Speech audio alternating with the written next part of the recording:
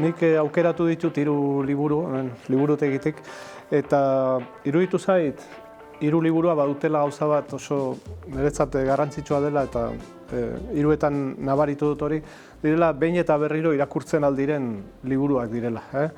Ez dela behin irakurri eta ahaztu edo usteko, baizik behin irakurri eta gero eskatzen dute berriro irakurtzea eta xehetasun gehiago bilatzea. Lehenbiziko liburua izango zen Patxiku Perurenak egin zuen Goizuetan bada gizon bat liburua, eta iruditzen zait zoragarria, oso lan zehatza eta oso lan gogorra edo oso lan sakona egin zuen kantu tradizional batetik abiatuz, egin du izugarrizko lan bat, eta liburu hau da zoragarria horregaitik ikusten da garai bateko bizitza nola zen, herrietako gora berak, gero familiak eta nola izaten ziren, eta lanbideak eta horrela, eta dena hori izan beharrean historia burruka eta gerra handietaz, da historia persona xumeena eta beraien gora berak. Gero ikusten da nola izan zen benetan epaiketa eta nola egon ziren kartzelan eta gauza guzti horiek, eta orduan harrigarria da nola kanta, lau estrofako kanta batetik horrelako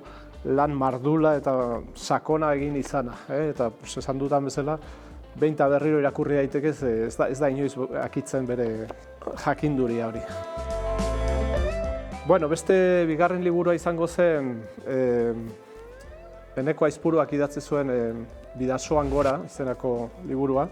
Eta hau antzeko zerbait da, baina beste ikuspuntu batetik.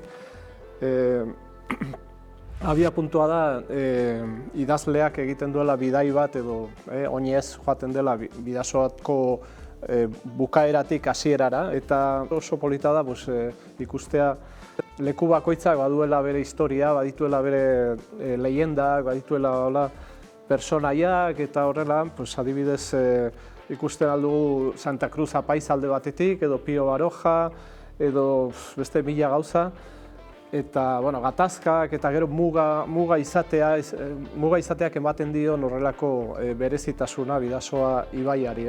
Gauza guzti horiekin egiten du izugarrizko lan polita, edozein xehetasun jarraitzeko gogoa ematen dizu eta ez gelditzea, porque oso interesgarria bihurtzen da ikusten den guztia.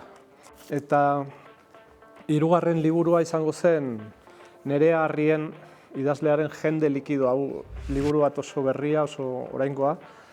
Eta kasu honetan, hemen ja fikzioa sartzen da, fikzioko liburu lan bada, baina oso berezia da, nire iruditzen zait, ze kontatzen duena ez da hain garrantzitsua, ez da personaiak egiten dutena edo gertatzen zaiena ez da hain garrantzitsua, baizik berak idazle bezala kontatzen duen modua, ze irudiak erabiltzen dituen, ze metaforak eta hola.